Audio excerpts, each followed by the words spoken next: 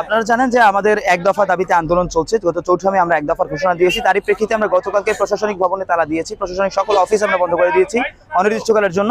এবং একই সাথে আমরা আজকে আমরা ভিসি ভবনে তালা দিয়েছি, ভিসির যে বাসভবন সেখানে আমরা তালা দিয়ে এটাকে করে দিয়েছি অনির্দিষ্টকালের জন্য।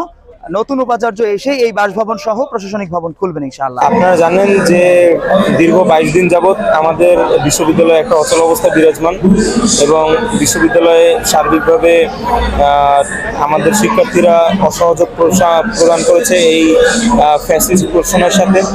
এবং আমাদের ধাপে ধাপে এই বিশ্ববিদ্যালয়ের ভিসি তার চূড়ান্ত অযোগ্যতা এবং প্রশাসনিক অদক্ষতার প্রমাণ দিয়েছে। আমরা এক দফা দাবিতে আজ 3 দিন হলো অনড় রয়েছি।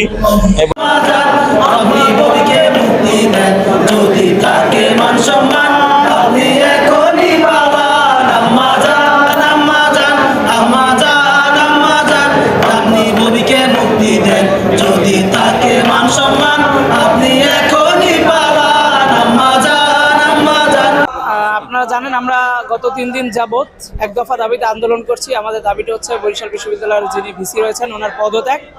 এবং আজকে আমাদের এই 3য় দিনের মতো অবস্থান কর্মসূচি পালিত হচ্ছে।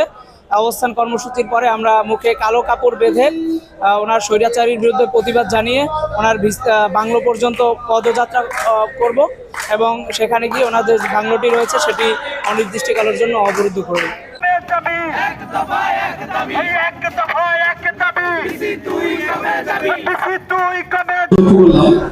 নতুন উপাচার্য দায়িত্ব নেওয়ার পরে শিক্ষার্থীরা তাদের সমস্যার কথা উপাচার্য পর্যন্ত বলতে যাওয়ার সুযোগটা আর পায় নাই।